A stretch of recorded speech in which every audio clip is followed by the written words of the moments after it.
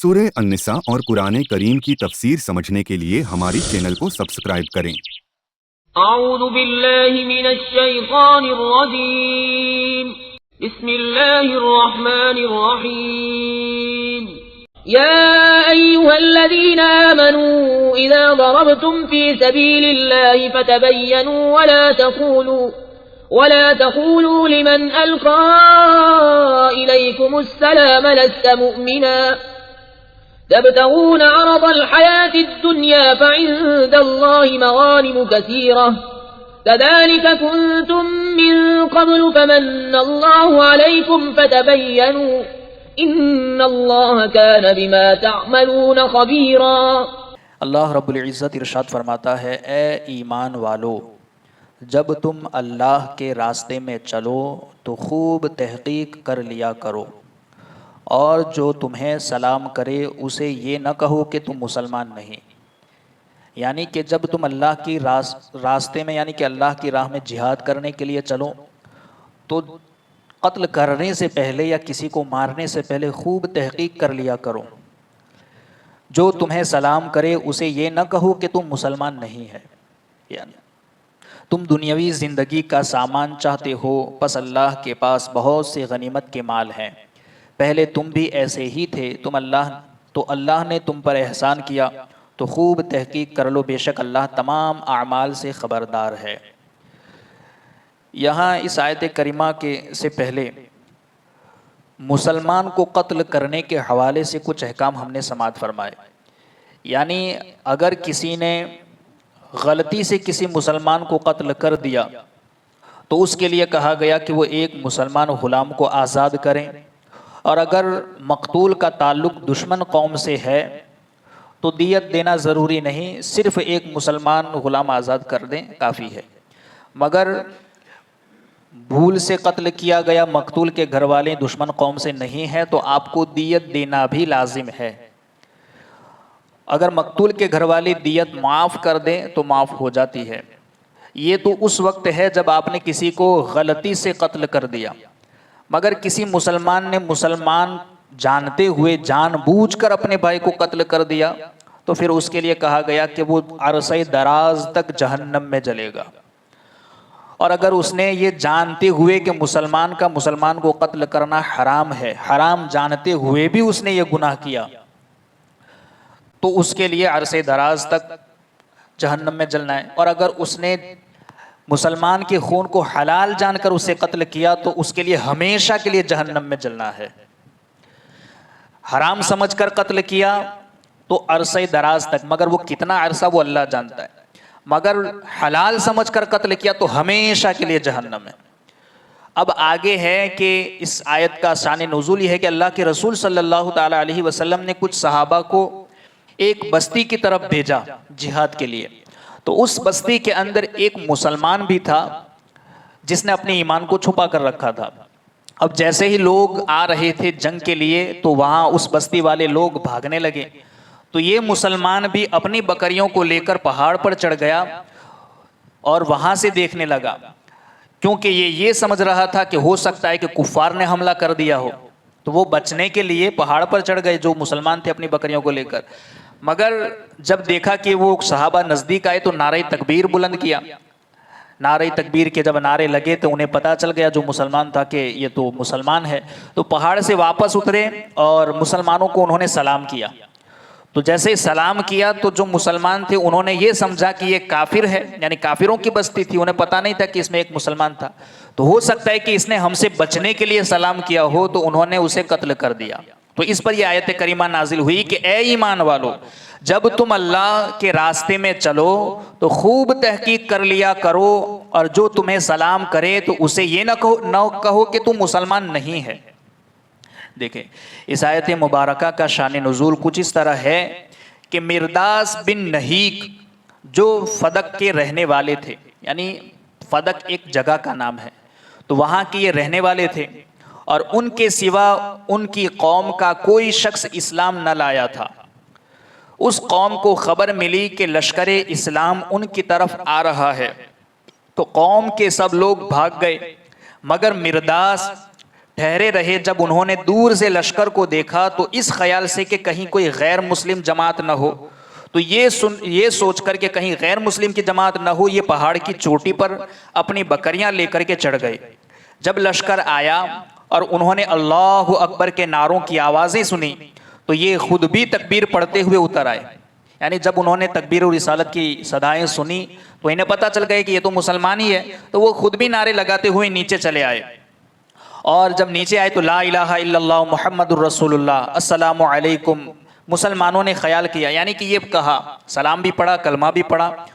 اور سلام کیا، تو مسلمانوں نے خیال کیا کہ یہ اہل فدق تو سب کافر ہیں، یہ شخص دھوکہ دینے کے لیے ایمان کا اظہار کر رہا ہے۔ یعنی مسلمانوں نے یہ سمجھا کہ یہاں یہ بستی تو پوری کافروں کی، اس میں کوئی مسلمان تو ہے نہیں، ہو سکتا ہے یہ ہمیں دھوکہ دینے کے لیے ہم سے سلام کر رہا ہوں اور کلمہ پڑھ رہا ہوں اور اسلام کا اظہار کر رہا ہوں۔ تو اس خیال سے حضرت اسامہ بن زید رضی اللہ تعالیٰ عنہ نے ان کو قتل کر دیا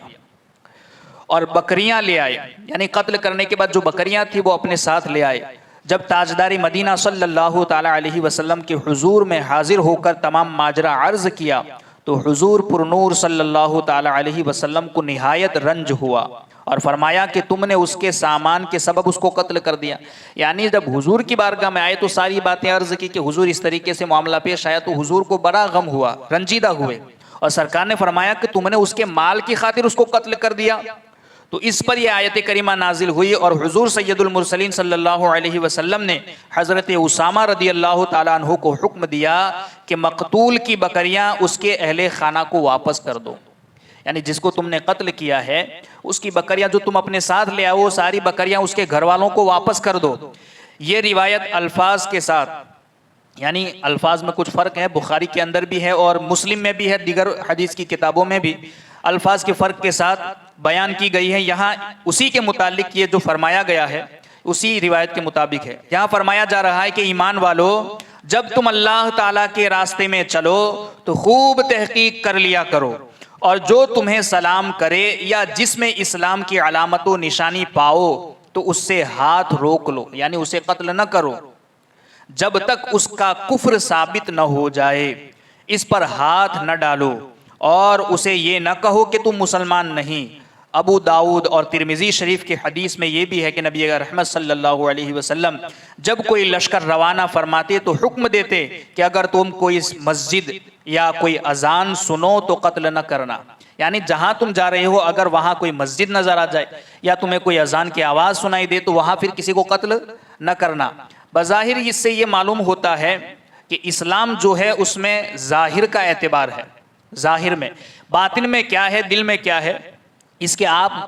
مصداق آپ پر اس کا نہیں کہ اس کے باطن میں کیا ہے، آپ کو ظاہراً جو نظر آتا ہے اس کے اعتبار سے آپ کو اس کے ساتھ رویہ کرنا ہے۔ کذالک کنتم من قبل،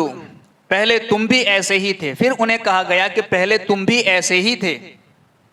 مسلمانوں کو سمجھانے کے لیے مزید فرمایا کہ پہلے تم بھی ایسے ہی تھے، یعنی جب تم اسلام میں داخل ہوئے تھے تو تمہاری زبان سے کلمہ شہادت سن کر تمہارے جان و مال محفوظ کر دیے گئے تھے۔ تمہارا بھی معاملہ یہی تھا کہ تم جب اسلام نہیں لائے تھے، حالت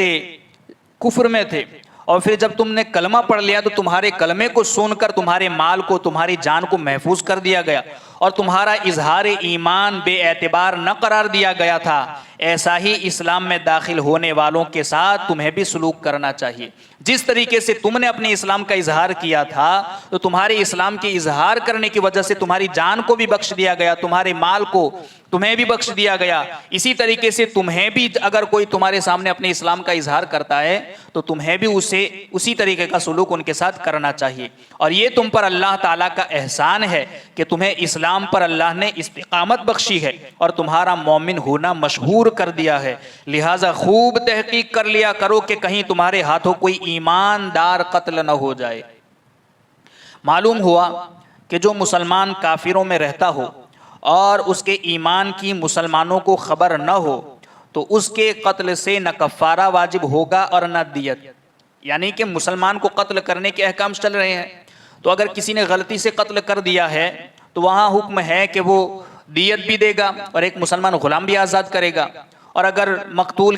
اس قوم سے ہے جو آپ کی دشمن ہے تو صرف ایک مسلمان غلام آزاد کرنا لازم ہے۔ اور اگر یہ تو معاملہ اس وقت ہے جب آپ نے غلطی سے کسی کو قتل کر دیا، یعنی کہ آپ کسی جانور کا شکار کر رہے تھے مگر غلطی سے گولی کسی مسلمان کو لگ گئی، تو یہ اس وقت ہے کہ ایک مسلمان غلام آزاد کیا جائے اور اس کے گھر والوں کو دیت دی جائے، اور اگر گھر والے دیت معاف کر دے تو معاف ہو جاتی ہیں۔ اور آج تو غلاموں کا زمانہ نہیں ہے، تو آگے کہا گیا کہ اگر غلام آزاد نہ کر سکو تو مسلسل 2 مہینے تک روزے رکھے جائے۔ یہ کرنا ہی اللہ رب العزت کی بارگاہ میں اس کی یہ توبہ ہے۔ مگر یہ اس وقت ہے جب آپ غلطی سے کسی کو قتل کر دیں،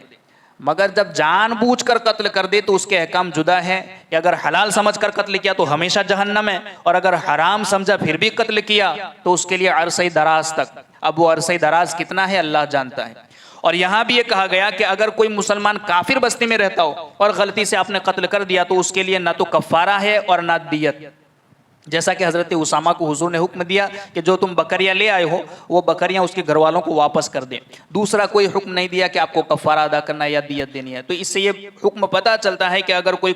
کفار کی بستی میں رہتا ہو اور اسے کوئی غلطی سے قتل کر دیں تو صرف اس کے اوپر نہ تو کفارہ ہے اور نہ دیت ہے۔ یاد رہے کہ پچھلی آیت میں وہ صورت مذکور ہوئی جہاں مسلمان کا اسلام سب کو معلوم ہو، یعنی اس سے پہلی آیت میں جو کہا گیا وہاں اس مسلمان کا ذکر ہے کہ جس کا مسلمان ہونا سب کو پتا ہو مگر اندھیرے وغیرہ کی وجہ سے پتہ نہ لگے، یعنی غلطی سے قتل کر دیا جائے، اندھیرے وغیرہ کی وجہ سے پتہ نہ چلے اور مسلمانوں کے ہاتھوں سے مارا جائے۔ اور یہاں جو کہا گیا ہے اس آیت میں وہ صورت بیان ہوئی ہے جس میں مسلمان کا ایمان کسی کو معلوم ہی نہیں، لہٰذا ان دونوں آیات میں تعارض نہیں ہے۔ یعنی اگر کوئی یہ کہے کہ پچھلی آیت میں غلطی سے قتل کر دینے پر دیت بھی تھی اور کفارہ بھی تھا، اور یہاں غلطی سے قتل کر دینے پر نہ دیت ہے نہ کفارہ ہے، تو یہ احکام میں تعارض کیوں ہے؟ تو پچھلی آیت میں جو کہا گیا تھا غلطی سے قتل کر دینے پر، وہاں معاملہ یہ تھا کہ آپ کو اس کا مسلمان ہونا تو معلوم ہے مگر غلطی سے قتل ہو گیا ہے، اور یہاں تو اس کا مسلمان ہونا ہی معلوم نہیں ہے، اس لیے یہاں نہ تو کفارہ ہے اور نہ دیت ہے۔ وہاں مسلمان ہونا معلوم ہے مگر غلطی سے قتل ہو گیا تو وہاں کفارہ بھی ہے اور دیت بھی ہے۔ احکام میں فرق اس طرح سے۔ اللہ رب العزت کہی سنی باتوں پر ہم سب کو عمل کی توفیق عطا فرمائے۔ اللہم ربنا نور قلوبنا بالقرآن وزین خلاقنا بالقرآن ونجنا من النار بالقرآن وادخلنا فی الجنة بالقرآن۔ اللہم رزقنا تلاوت القرآن، اللہم اہدنا ہدایت القرآن، اللہم ربنا آتنا شفاعت القرآن، وصلی اللہ تعالی علی خیر خلقہ ونور عرشہ محمد وعلی آلہ واصحابہ اجمعین برحمتک یا ارحم الراحمین۔